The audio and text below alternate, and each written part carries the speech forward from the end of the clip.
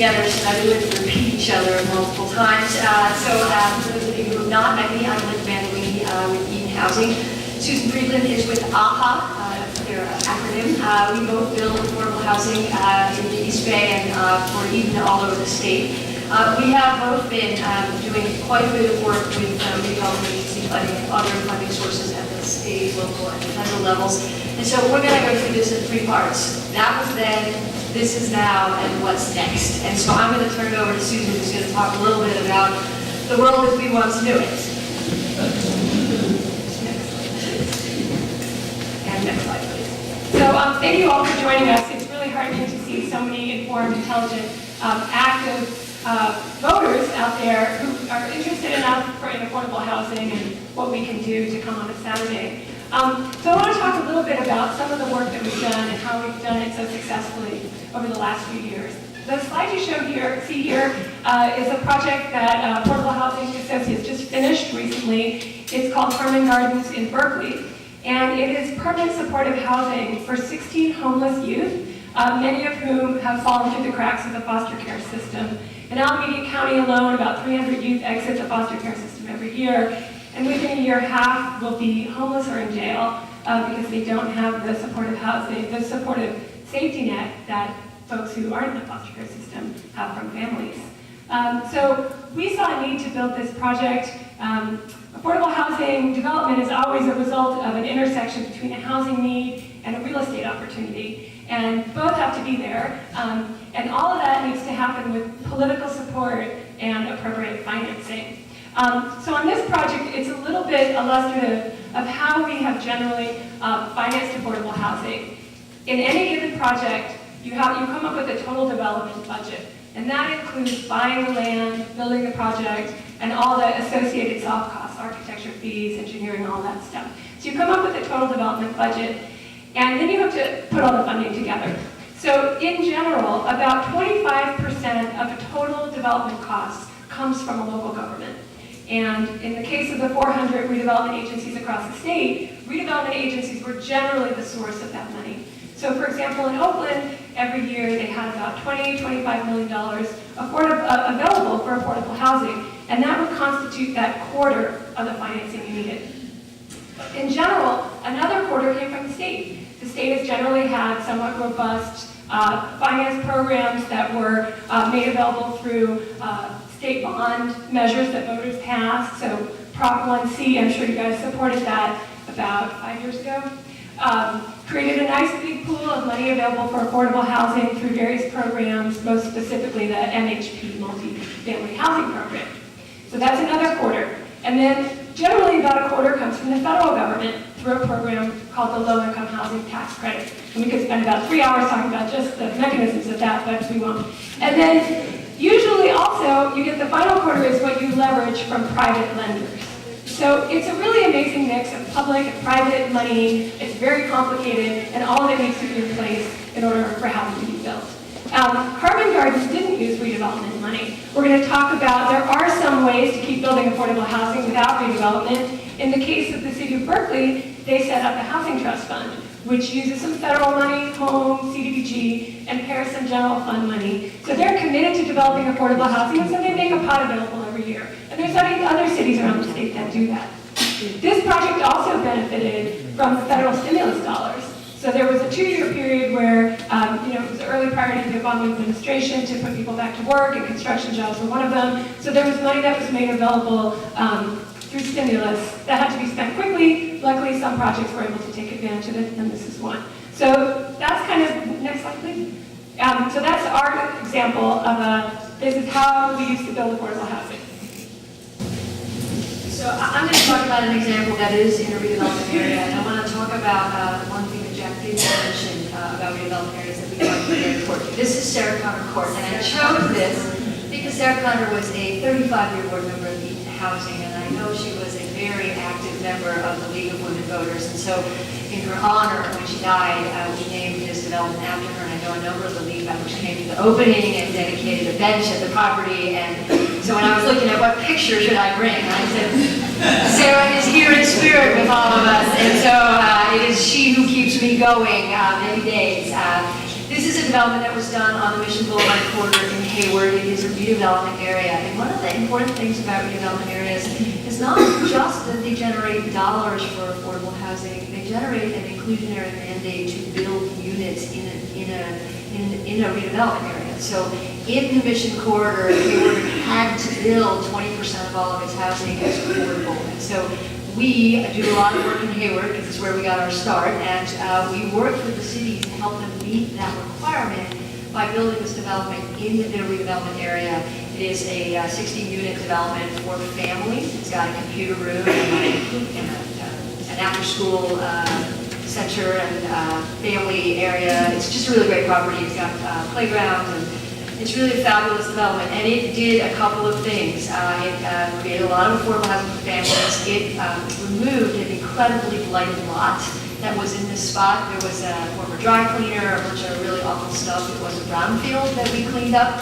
And it was paid for largely with redevelopment funding, with the tax credit at the federal level, which is a substantial generator of revenue for all of our projects, but also with home and block grant funds, which are the funds that come down. And so this is a classic example of why redevelopment is good. If you had driven by the site before this project was built, you would have said, oh Lord, somebody get rid of that ugly stuff. Well, we did that, and we did that by building affordable housing. And it is, like Susan's project, the example of how you take all these sources, put them together, and really build a terrific development. It is also, was the first Green Point Major project in Alameda County. It scored, I think, a 74, which then was good, but now we're in the hundreds. But it really was, it made a big difference in the community, and it met the mandate to build the affordable housing in the redevelopment area. So that was really important, I think, for the city and for many of our cities, that the housing be built in the regions that the redevelopment areas set out as their target areas. And so with that, we're going to talk a little bit about This Is Now, and talk a little bit about this. We're going to talk a little bit about our projects that are currently in the pipeline. And the challenge that we see now is that we all have projects that we've been working on. Jack referenced several of them. We at Eden have several that are sort of stuck, waiting for 654, or waiting for our cities just to figure out what the heck is going on. Where they've got a piece of land they bought with redevelopment money, and they're trying to figure out, do I have to liquidate it now, or is it safe? And so we have this, I would say, between now and June, this period of insanity is what I've been referring to it as, that we're trying to sort through and move our pipeline. So we're each going to talk about a project that we're kind of working on right now. So the next two projects I'm showing as an example are projects that are in construction in downtown Oakland right now. So you can see them as an example of affordable housing at work. Merritt Crossing is a former parking lot at the corner of 6th and Oak. So really near the Lake Merritt BART station. And it's a LEED Platinum building under construction. I think if you look at how many jobs were created over the last almost year of construction here, you would see what kind of an economic impact affordable housing is. I think there were more building permit issues for affordable housing than market rate housing this year in the state of California. I think it's really important when talking to legislators to understand that affordable housing isn't just good for the folks who live there, it's good for all the people who work there. And it's good for all the low-income seniors who will be living here, who, based on their rent savings, will have more disposable income to go shop in the community and support local businesses.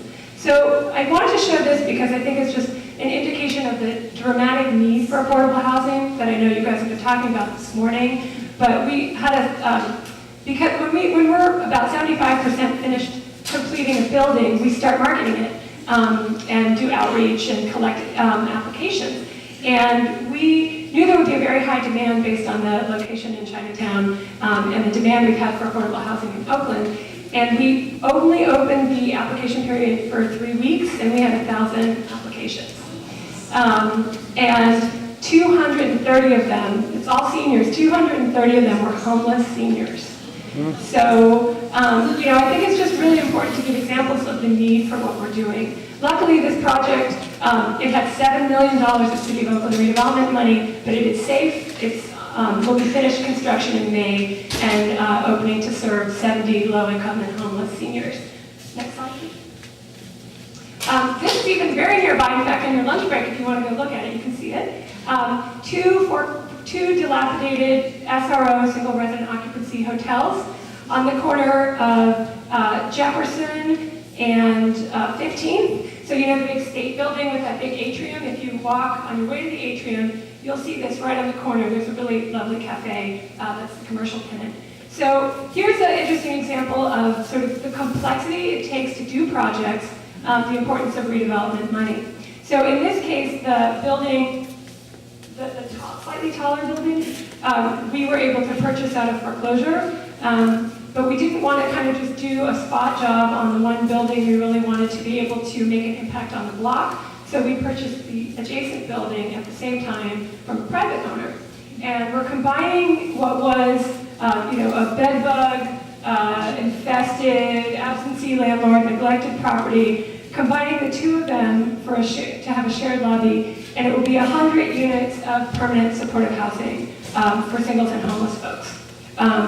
So again, this project never could have happened without redevelopment dollars. Luckily, we've just finished construction on the corner building and are moving on to the other building, and that'll be complete in about 10 months. So, again, redevelopment dollars can serve the very lowest income folks in a community. I think there's a lot of misperception about, fat cat developers building all this unneeded market rate housing, but this is really what redevelopment dollars have built. And I think the other important point about who we're serving, that's important when you talk to your legislators about when they say, well, why don't you guys just use all that foreclosed stuff out of the Lego? Like, won't that solve the housing problem? No, it's not deeply affordable. It's not going to help homeless people living in Oakland to go buy a single family home, no matter how cheap it is, and no matter where it is. So I think it's important to really bring that point home, that foreclosed single-family homes doesn't serve the whole need of the populations in our communities. Next slide.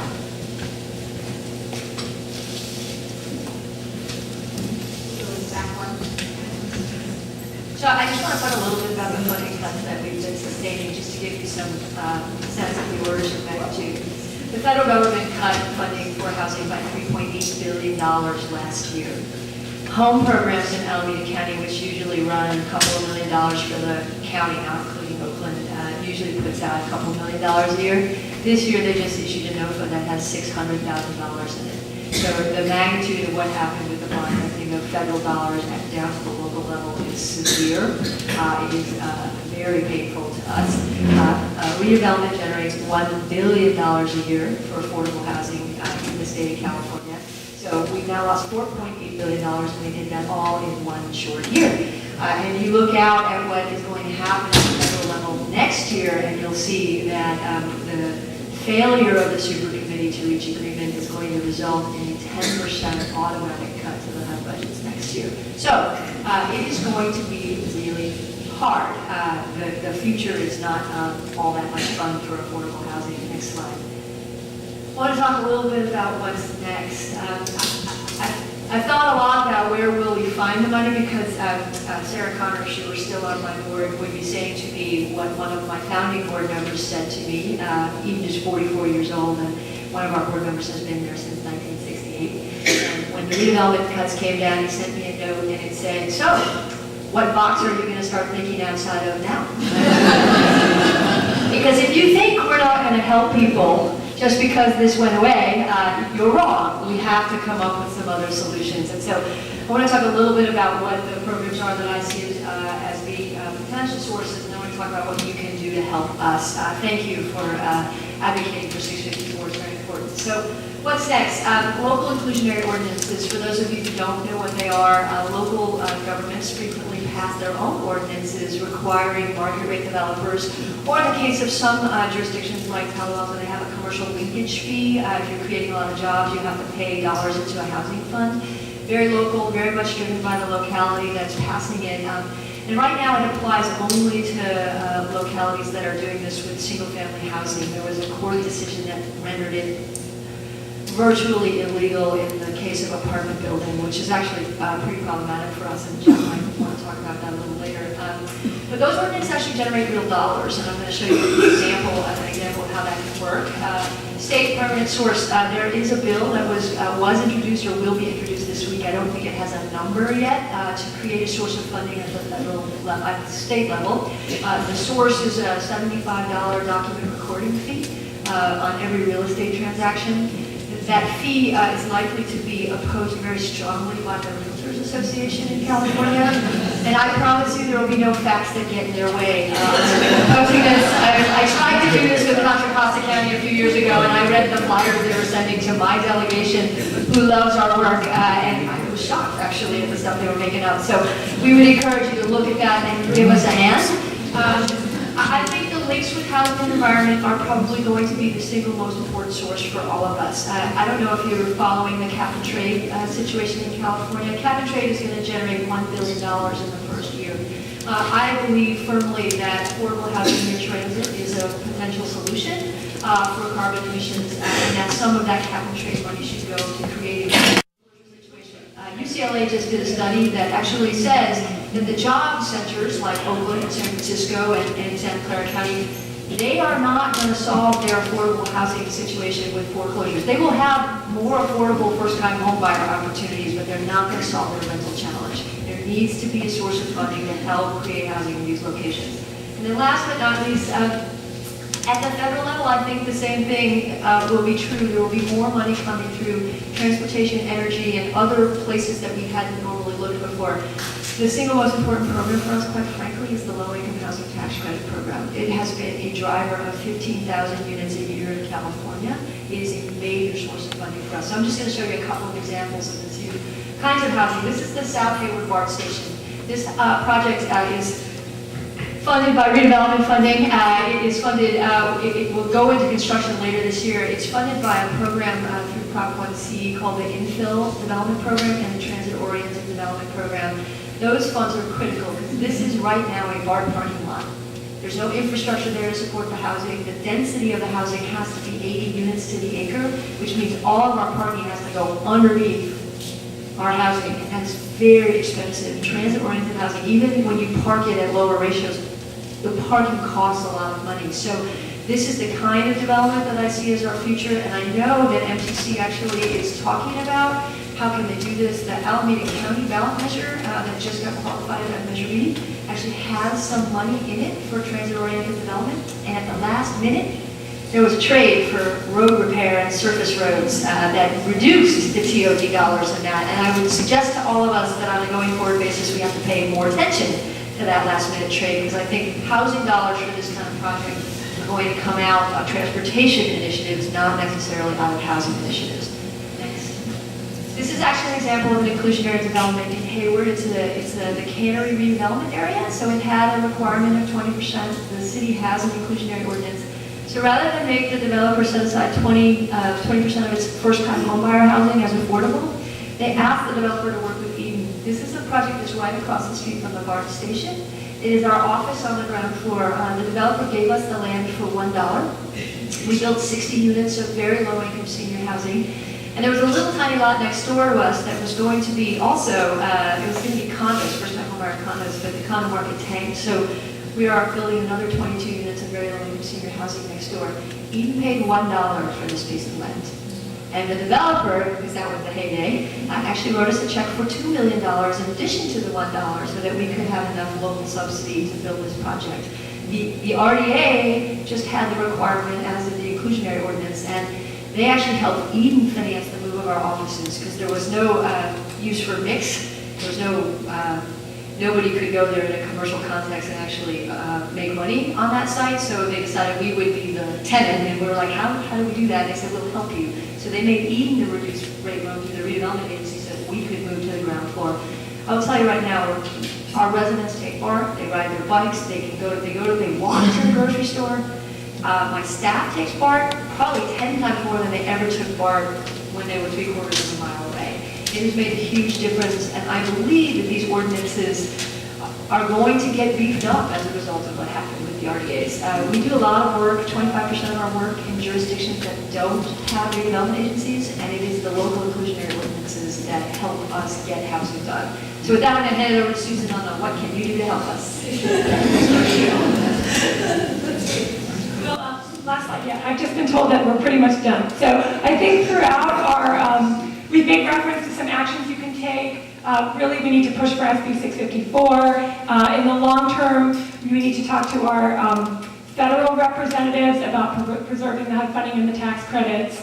We need to fight for a permanent source for affordable housing that we mentioned, and we need to support local and regional ballot initiatives that raise resources for affordable housing. So we'll turn it over for questions. Thank you very much.